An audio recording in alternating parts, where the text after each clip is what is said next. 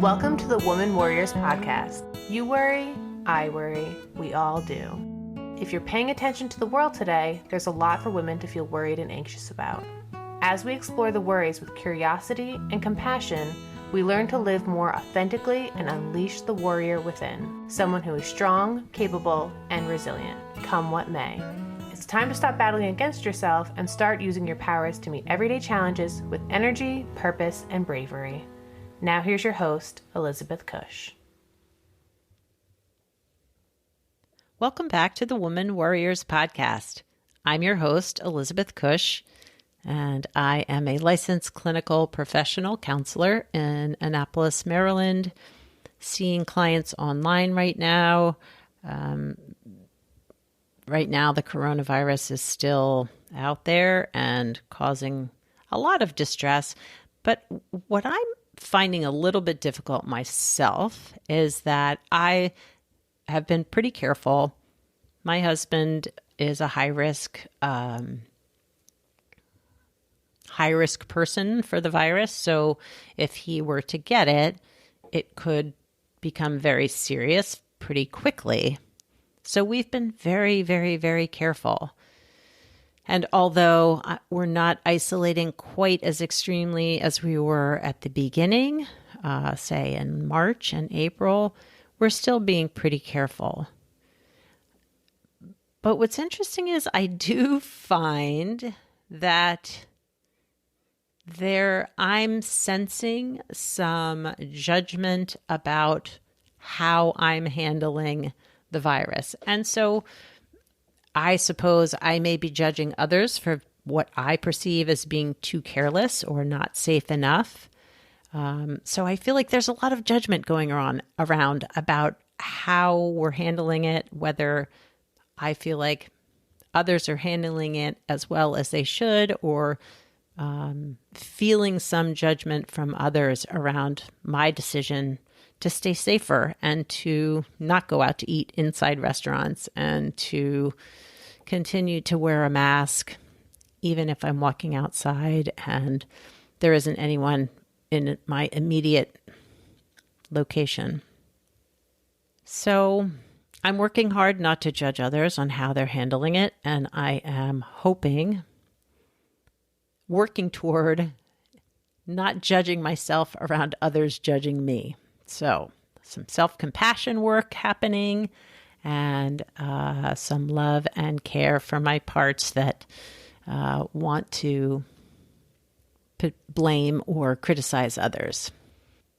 Well, I hope that you are taking care of yourself, however you're handling the virus, however you're choosing to stay safe. I hope that you are feeling grounded and calm and okay with those decisions. So I'm very excited about my guest today, Dr. Carmen Román. She is a psychologist out in California, originally from Mexico, and her spirit, her energy is so beautiful, and I just so appreciated her being on the podcast today. So Dr. Carmen Román is the president of the nonprofit Emotions in Harmony and also the host of 3 podcasts, Emociones en Harmony, Armonía Emocional, and Inspírame. Dr. Román is a clinical psychologist licensed in California and Mexico with 28 years experience. She specializes in trauma, sexual abuse, and immigration issues. Additionally, she has trained community leaders for 20 years in Mexico and the USA using the model of empowerment suggested by popular education theory. Dr. Román works mainly with couples and families. Some clinical issues she works with are anxiety, depression, fear, severe trauma, and low self-esteem. She helps her clients to live with awareness, responsibility, and in the here and now. And she addresses issues of spirituality, the use of meditation, and shamanic experiences. She is a specialist in creative expression and therapy, at master and PhD levels. And she's also a meditation teacher for the Insight Timer community.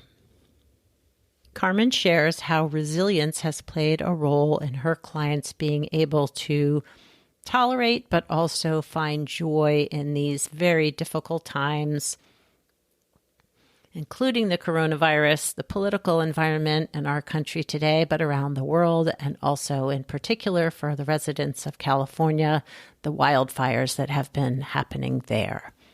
So stay tuned, and we're going to get started with the conversation. Hi, Carmen, and welcome to the Woman Worriers podcast. Hi, thank you for having me here, Elizabeth. Oh, I'm so excited to have you on and excited that we got to connect earlier. And I would just love for you to tell the audience, the listeners, a little bit about you and the work that you do. Well, in a nutshell, I have the license in 2 countries. I have the license as a clinician in Mexico and in California. Mm-hmm. So I did all 15 something years of private practice in Mexico. And when I moved here, the license doesn't translate. So I needed to start over with master and PhD. Wow. Yeah. So I got the license to California and currently in Arizona too. Mm. So when you moved here, like all of the licensing, all the schooling that you'd had in Mexico you couldn't just say, here you go, take this. Yeah. Boy. And I was already supervisor for a couple of years and the faculty member, nothing. Oh my gosh. Yeah. I know that happens, but that's terrible. But anyway, so you went back to school and got your PhD. I went back to the master and the PhD, and I didn't speak English back then. Wow. When I started the master. So I was guessing what they were talking about. Oh my gosh. Yeah, kind of. Oh my, I mean, I'm sure you knew a lot of it from having gone to school already, but still to have to do, oh my goodness, I can't even imagine. That sounds very overwhelming. It was. Yeah. So you are now licensed in both places, but do you see clients in both Mexico and Arizona and California, or just in the US? Actually, yes. I was going every year for providing workshops to Guadalajara. This year I am not traveling, but I have been going every year. Wow. Because I want to keep my license also active there. Boy, that's awesome. That's great that you can continue to do that. Yeah, and Arizona just came because some of my Californian people, due to the high cost of living here, are moving to Arizona. So right now, during the COVID, Arizona granted me a temporary license to be able to work with them. Oh, awesome. That's great. Yeah, I've been looking into myself, just getting licensed in other states as people are sort of moving. It seems like there's a lot of transition around this time with the virus, and yeah, it's true. This is who I am, and what I do. I am working as a clinician. I do private psychotherapy, and then I have a nonprofit that focus on creating digital content. Yeah, for the Latino community. That's awesome. And it's therapy-related digital content? All psychology. Yes, everything. I have a podcast. I have 2 podcasts in English and Spanish, and I interview clinicians as well. And I have one podcast about the stories in Spanish, about the stories of people who overcame some mental health issue. Oh, wow. And that's another little extra project. But basically we do the YouTube videos. We have YouTube videos. We have the podcast, and we have some groups, free groups. Nice. Psychoeducation. And that's all in Spanish? The psychoeducation groups are in Spanish for now. Yeah. I want to do it in English because I think it's going to be so much fun to do it in English as well. Yeah, I would imagine. And just such a broader audience. I mean, anyways, it's amazing to have all the resources in Spanish, but then to be able to offer that to English-speaking people as well. That's pretty cool. I think so. It's pretty cool. Yeah. That's the plan. What got you interested in psychology? Like, what was it that initially pushed you to be a psychologist? I actually didn't know what was psychology because I grew up in a very marginate, very poor area in Guadalajara, in Mexico. And I never hear about any psychologists or what does mean or what they do. And when I went with my friend to apply, we were applying, both of us, for college. I wanted to be computer engineer. And she said, can you go with me to the School of Psychology because I am going to submit my application. And when I sat in that garden, Elizabeth, wow, I sat in the patio. It's not a beautiful patio. It was just a patio, but something called me and say, this is my school. So I asked my friend, what they do here, what they teach in psychology. And she said, well, talk to people. And I was like, okay, I can do that. So I applied. And actually back then in the University of Guadalajara, it was 900 applicants and only 60 we were admitted. Wow. Yeah, it was very competitive. Yeah. Very competitive. Oh my gosh. So my parents were kind of the listeners of the community.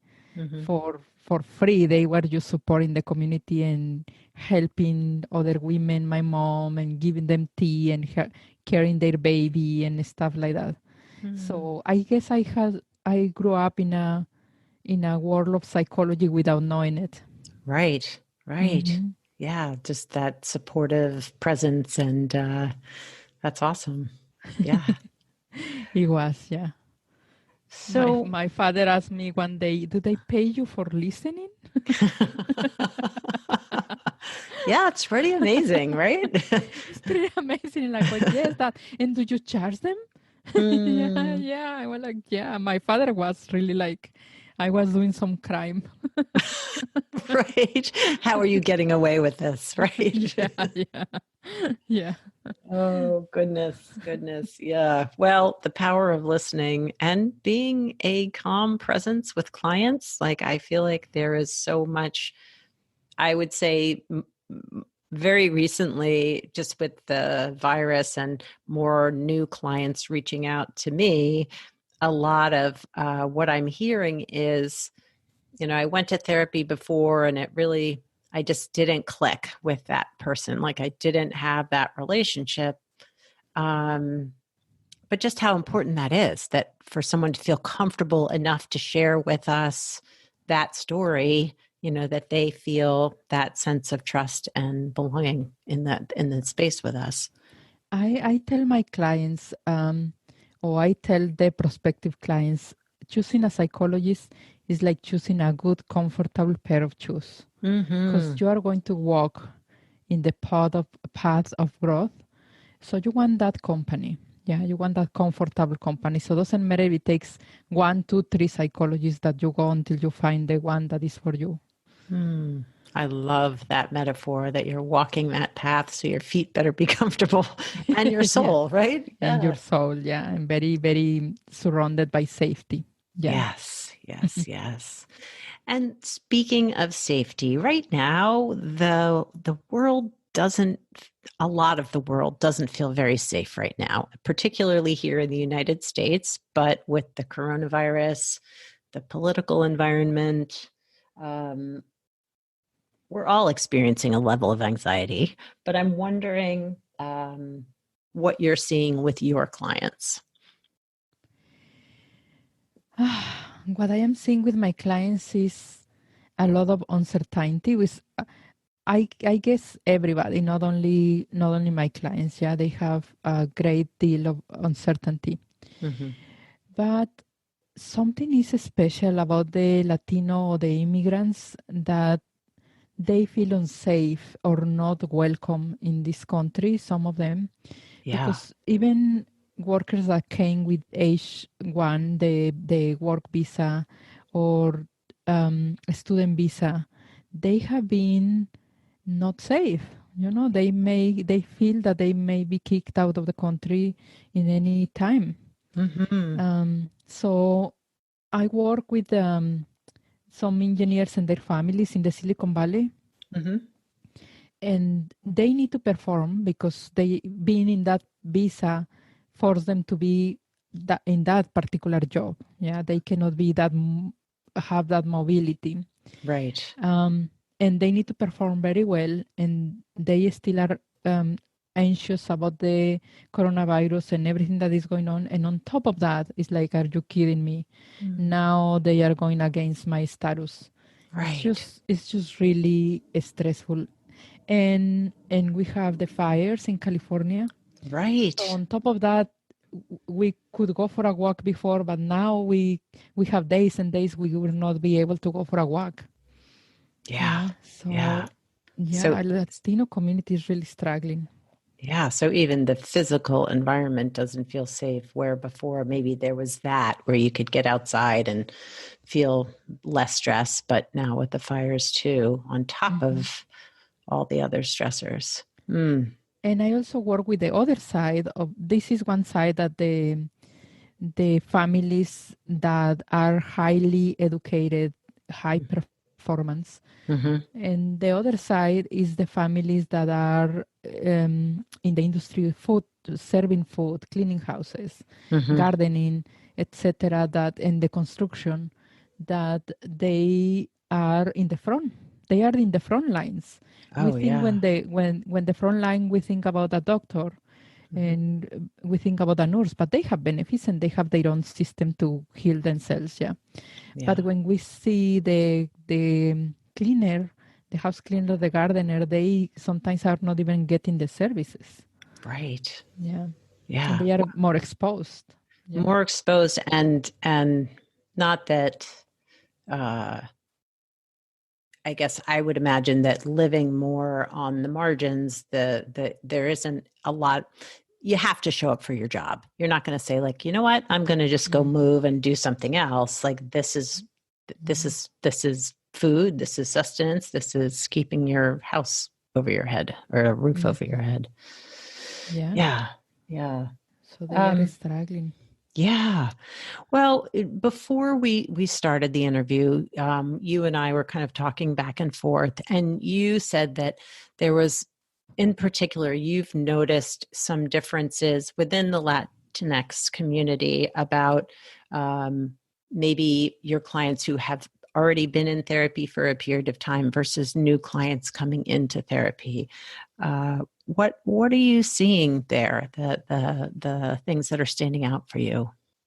I have been doing some observations because I work with families, I work with couples and individuals, but also I am a group therapist.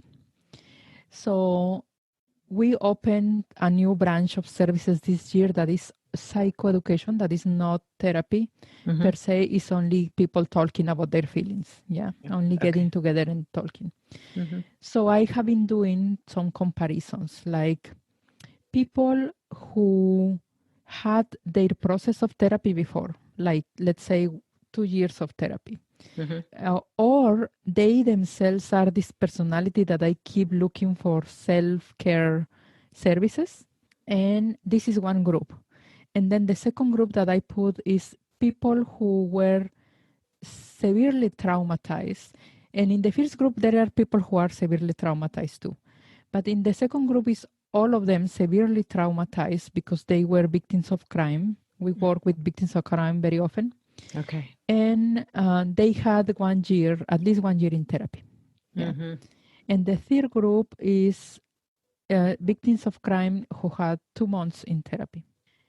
And there is a fourth group that they were in the waiting list, or they didn't find services, or they didn't show up. Yeah. Okay. So the first group, it came naturally because immediately the first week when we were put into shelter in a stay home, the very first week we were able to call people and say, we are going to do this get together soon. Who wants to be? So this group jump, the first that are always looking for self-care, that they already passed therapy, yeah, they jump and say, I am in. And we put a group, Elizabeth, of 5 countries. Wow. We had all of them Spanish speaking. It was in Spanish, the group. So we have Argentina, Mexico, Venezuela. We have also Spain or Ecuador, or a little bit from Peru and the United States. So probably 5-6 countries. Okay. And we get together and we start talking, trying to make sense of what's happening, because the first or the second week, everything was so confusing. Oh, so confusing. Yes. And painful. And who is attacking us? Where is coming from? How we were trying to make sense of that. And we start gathering information, checking sources, like what is a reliable source. And we start learning together, because I also didn't know how to ask for social distance, how to be assertive in asking for social distance, how to not to get near to people who didn't have the mask, and how to talk about death with our family members, because the possibility of death was really real. So how we talk about death, how we talk about the virus, how we talk about everything.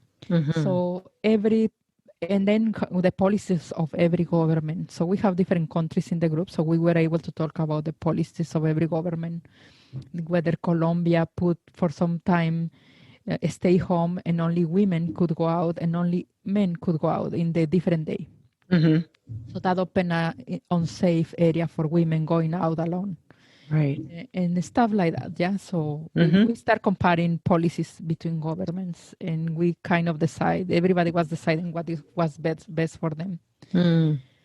And then start teaching people to apply for services, like asking for money for rent, or the business owners, how to ask for the government payment protection.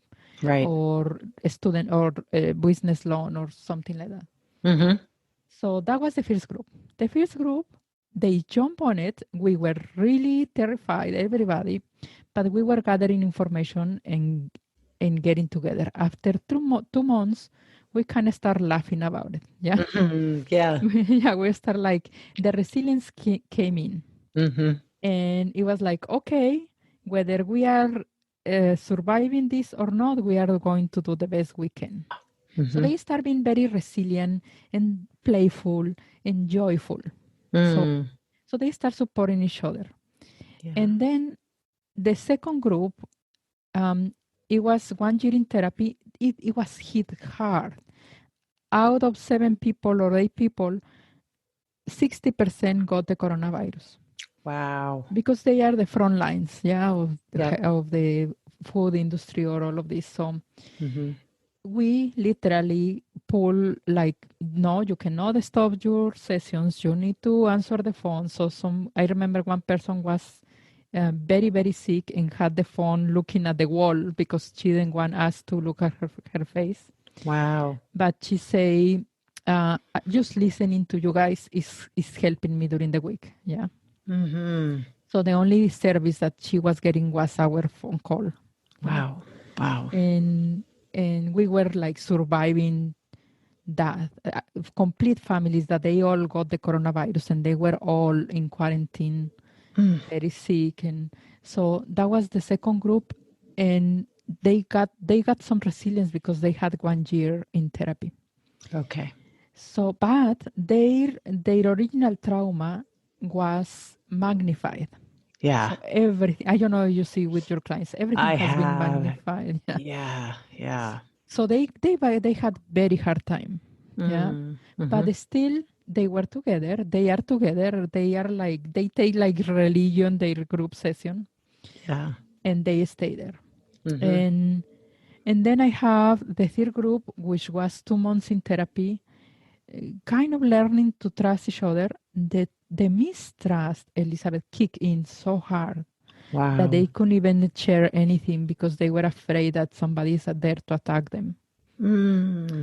So I couldn't, I actually dissolved that group and sent them into individual sessions because they couldn't trust each other. Yeah. And they were having more panic attacks, more anxiety attacks, more everything. Yeah. So they didn't have the resilience yet. Right. Yeah. And they were not laughing, definitely. No, I would.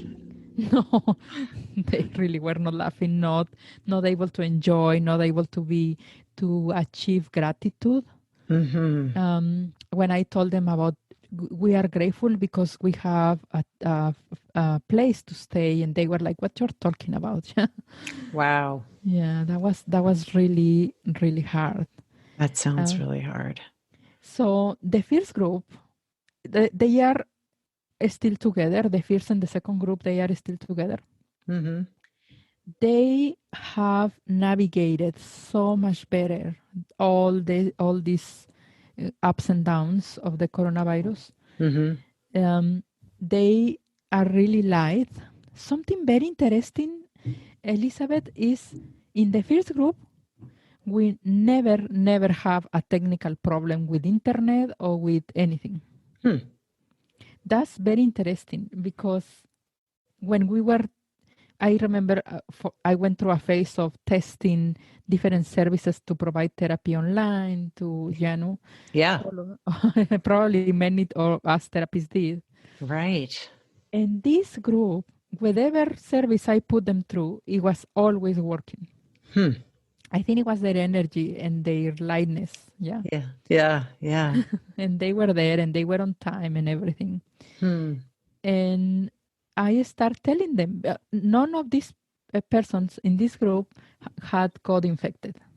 Oh, wow. Yeah. None of them, because whether they learn so quickly to take care of themselves, to set boundaries, or whether they start doing a lot of exercise or self-care because we were motivating each other.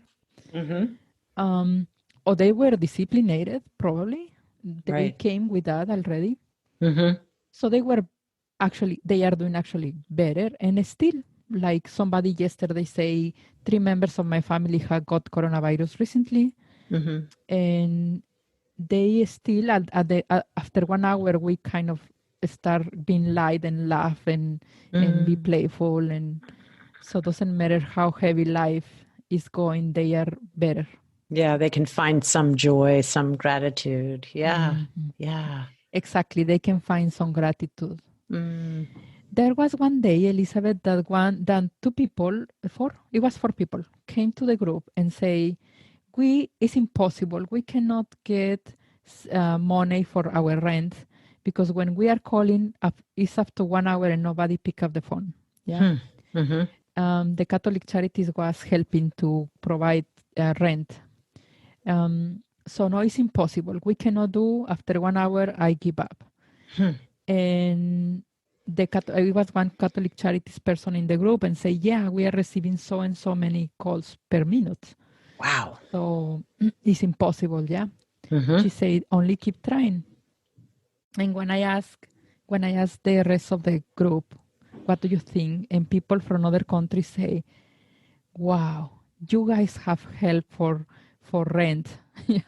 And they start telling them, they were like so fired up and say, even if it take me 24 hours, even if I put all my children in the line, even if I take turns, I never will leave that phone. That phone call until I get the service. So they help our women here in the Bay Area to realize how lucky they are to have some promise of service. Yeah? Yes. Wow. So by the next session, 4 of them got into the system. That's amazing. The other from the other countries say, like, put some music, dance. You can do it here. I love that. Yeah, make it more about self-care. Add some fun to it. Yeah. So they are teaching each other. Yeah, but that perspective of that, how fortunate they were that the potential for help was there, really shifted it for them. Yeah.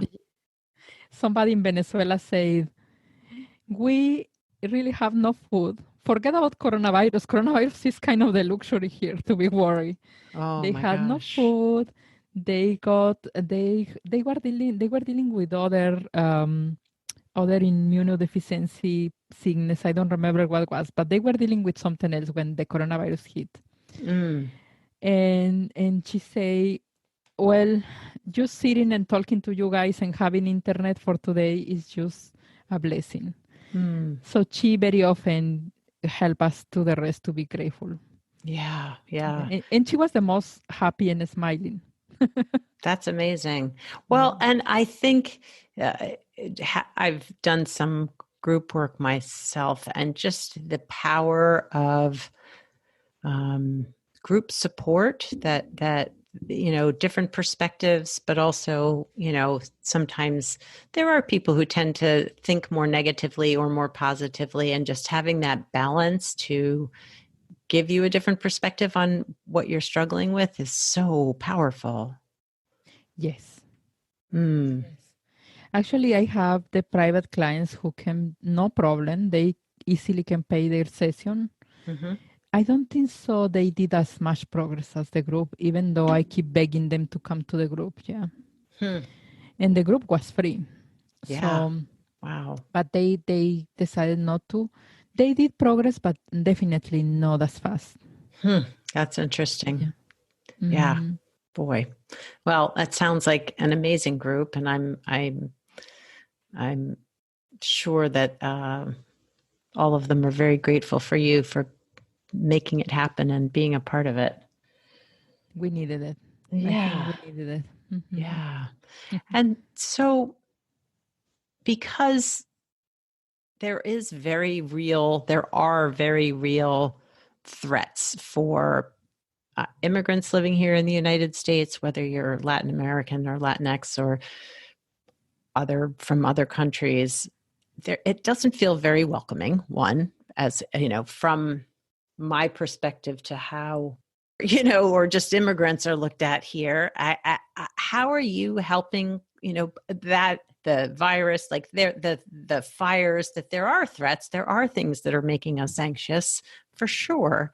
I know perspective is one of it. Like what are some of the things you can be grateful for, but how do you best help the clients that are coming to you feeling anxious and stressed and frustrated? Well, I have been working a lot in building resilience.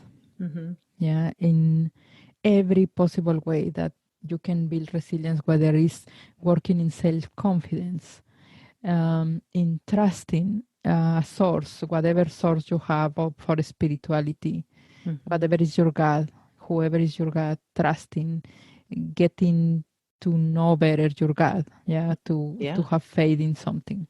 Yeah.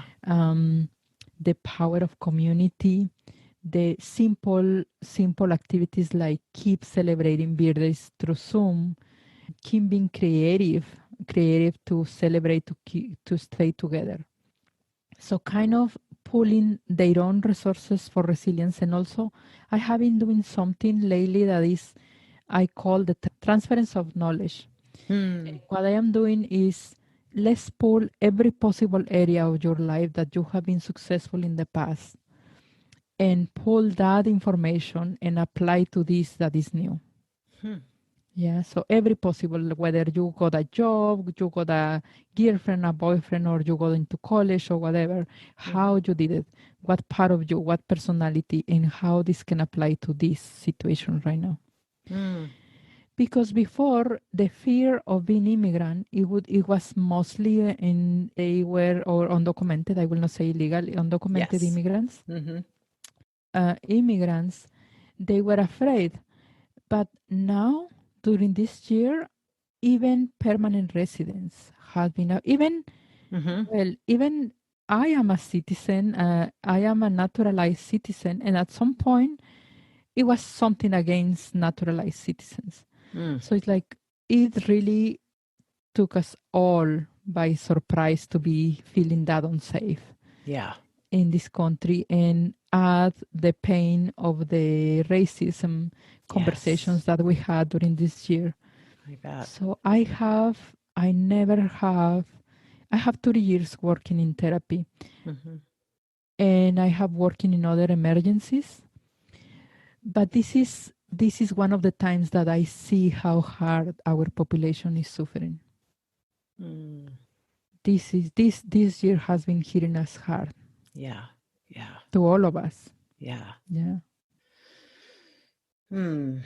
Somebody from Peru told me, Carmen, most psychologists are not working in Peru because they don't have the resources. They are dealing with their own issues. Yeah. So I have an office hour. I call the office hour, and everybody from every part of the world, they can ask questions. So this is why I learn from other countries. And she was having anxiety attacks, and she said that literally there is no services. I have been looking, and our community of colleagues has been also being hit hard. So there weren't people that she could turn to, even if because it wasn't available. So for someone a listener who is tuning in and is struggling and really doesn't know how to find the resources like your group or other potential resources for Spanish speaking residents here in the United States, what are there resources you would recommend for them? Yes, this is the time to listen to podcasts. This is the time, I think. Because, and let me tell you why. I'm creating content in video and in podcasts. But this is the time for podcasts because when you have a podcast, you can download the episode to your phone, and you don't need to use internet, so your children can be safely working from or somebody that really needs the internet at the moment. You just download your episode and keep doing your whatever you need to do during the day.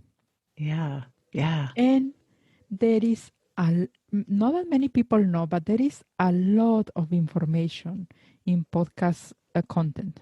Yes, so much And so wonderful. Even if you want, of course, listen to podcasts in mental health, of course, but even if you listen to podcasts about stories, about funny, about whatever you want to listen, is the time to feel companionship. And podcasts give you that companionship. I love that. So I have a list of podcasts in mental health. I will send you the link. Awesome. I remember, I think there are like 20, 25. Slowly, when I am learning about new podcasts, I am putting them there. Nice. So I have this list, and any kind of source of fun you can get this time, like fun movies, fun listening, fun everything. Even go and paint your garden or do gardening or paint outside your sidewalk, whatever you need to do. Keep dancing. Find YouTube. YouTube is a great resource. I keep finding new people that are teaching me yoga or how to dance or this lesson or that lesson. Yes, that's awesome. Finding some joy even when it's hard. There is one resource that we actually put immediately also the first week. It is a 7 days course on emotional freedom. I did this little bit of 7 days of course, and it's in our website. You go to www.emotionsinharmony.org/challenge. Awesome. Or /reto if you speak Spanish, and you come up with this free 7-day course. And another resource that is very valuable in this time is the application Insight Timer. Yes. You are in Insight Timer. I am in Insight Timer. A lot of clinicians are in Insight Timer. Yes. And Insight Timer gives you 60,000 meditations for free. So great. So great. So this is the only app that I allow my phone during the night. Yeah. So Nice. if I cannot sleep or something, I put some music and perfect. Yeah, I just relax and do so. You can find any kind of meditation You that really suits. can. Yeah, like from 2 minutes to, or even probably 1 minute to long, like 45 or an hour. Yeah, To great an hour stuff. to 2 hours of music to whatever you want. And lately they are putting yoga. Yeah. They are adding yoga there, and they have live sessions. If you go to Insight Timer, just type Carmen Román and you will find my profile there. And I'm sure you have your profile there too. Yep. So they can find me there in Insight Timer too. Nice. Well, I will include all the links that you mentioned in the show notes and links to your website and apps and all of that. Yeah, your podcasts and all of it. I created an anxiety course for Insight Timer, 10 days anxiety course. And they publish it in Spanish. But this, in the next couple of days, probably is going to be published in English as well. Oh, cool. That's awesome. I know we had talked about that earlier. That's great. Well, I will be excited to listen to that so I can recommend it to my clients. Yeah, Very it was cool. a very good piece of work. I bet. Well, Carmen, thank you so much for taking the time to talk to us today and to share your insight and your knowledge and your presence. Thank you. It was really fun. Well, I hope you enjoyed that conversation with Dr. Carmen Román. Carmen is a fellow therapist, and she and I have been a part of multiple Facebook groups for therapists. So I feel like I've known her for a long time, and yet my interview on her podcast, Emotions in Harmony, and our conversation here today on my podcast were the first times we've ever talked face-to-face, had a conversation outside of sort of Facebook likes and things like that. So it was really great to get to know her and her work. I'm just in awe of her continued expansion of her services and helping the Latinx communities here and around the world. I hope you will check out her website, her resources, and her podcast. Really, really a great podcast, Emotions in Harmony. So I hope you'll check that out. I hope this week you will find some moments of joy, some things to be grateful for, and ways to bring more positivity and fun into your daily life. I will be keeping you posted about my upcoming coaching program, and I hope that if you are interested, you will reach out to me through progressioncounseling.com or womanworriers.com. There is a contact form on all the pages to reach out to me, and I would love to hear from you. So I hope you all have a wonderful week. Ciao for now from this Woman Worrier.